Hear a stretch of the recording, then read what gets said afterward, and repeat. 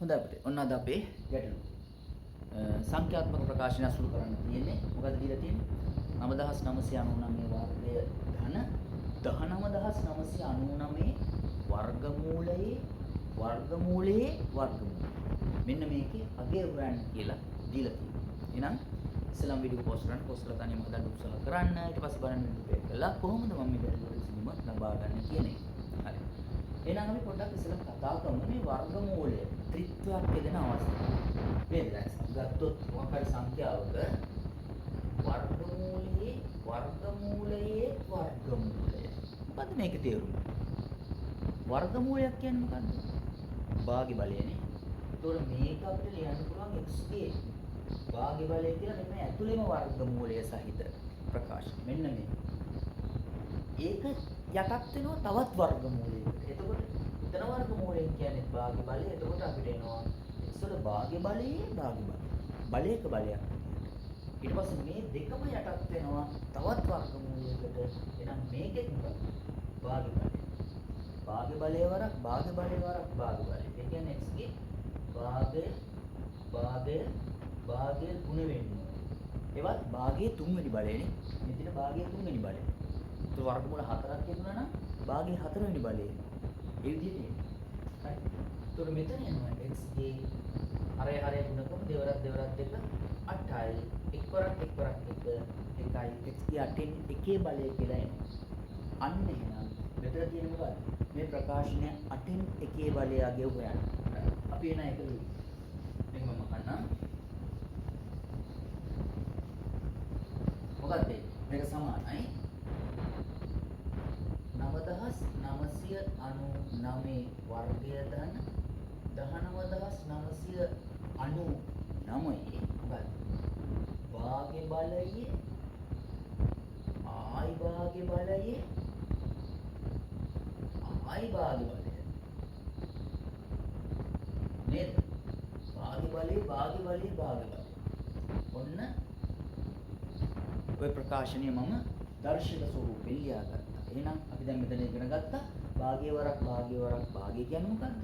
8න් එකයිනේ. ඒතකොට මෙතන එනවා 9999 වර්ගය ධන 19999 කවුද? 8න් එකේ බලය. හරි. දැන් අපි උරුම සුරු කරගෙන යන පාඩම. දැන් මම මෙන්න මේ ප්‍රකාශනය දිහා බලලා මේක චූට්ටක් පොඩි වෙනසකට ලක් කරනවා. බලමු. 9999 වුණ තිබුණා මේ 9999 වර්ගය ධන 19999 කියන්නේ මොකක්ද? 10000 ධන 9999 නේද? 10000ට 9999 කරනවා 19999 වෙනවා. ඒ නිසා මම මේක දෙකට කැඩුවා. මේකේ 8න් එකේ බලය. හරි. ඊළඟට 9999 වර්ගය ධන. ඉතින් නැවත වරක් මේ 10000 ආයි කඩන්න පුළුවන් නේද?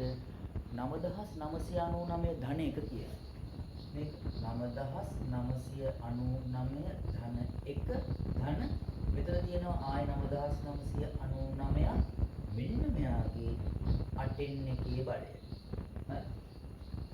දැන් මොකද වෙන්නේ? දැන් ඔයගලන්ට පේනවා මේ 9999 දෙන්නෙක් නිදහසේ මේක වර්ගය ඈ. ඒකට මෙයයි වෙනස්. දෙක එකතු කරන්නෙම බෑ. මෙන්න මෙයයි සුළු කරන්න පුළුවන්. මට පුළුවන් මේ දෙක ලියන්න කොහොමද?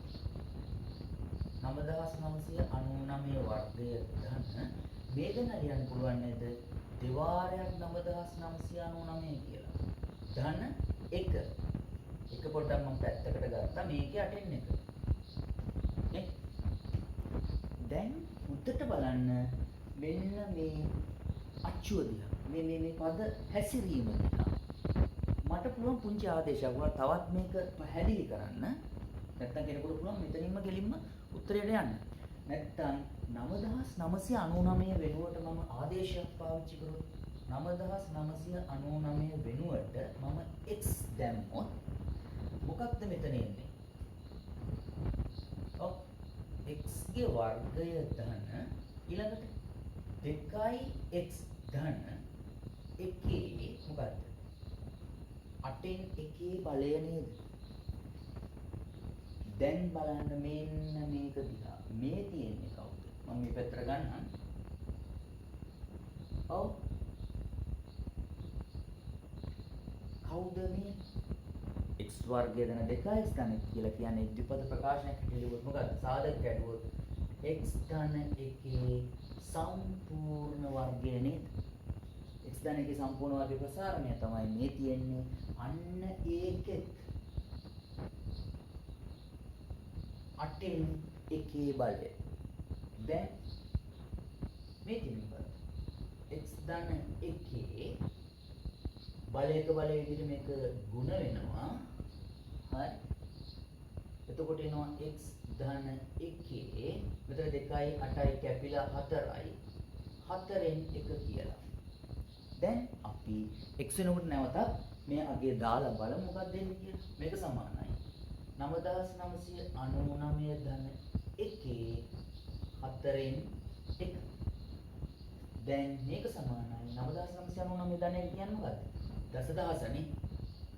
දසදහසේ 4න් 1 බලය. දැන් හරිම ලේසි. දසදහස කියන්නේ මොකක්ද? මේ 1.4. ඒ කියන්නේ මේක අපිට තවදුරටත් ලියන්න පුළුවන් 10 වෙනි බලයේ 10000 කියන 10 4 වෙනි බලය එයාගේ 4න් 1 බලය. අන්න දැන් අපිට එනවා බලයක බලය සුළු කරන 4 වෙනි බලයේ ಗುಣ වෙනවා 4න් 1ත් එක්ක. දැන් නැවතත් මෙතන 4ට 4 කැපිලා අපිට ලැබෙනවා කීයද? මෙතන 1යි කියලා ලැබෙනවා දර්ශකය. 10යි කියලා උත්තරේ එනවා. මේ විශාල ප්‍රකාශනය අපි බොහොම නේද ප්‍රයෝගශීලීව ඔන්න උත්තරය ලබා ගත්ත හැටි. එහෙනම් මේක හොඳින් අධ්‍යයනය කරන්න.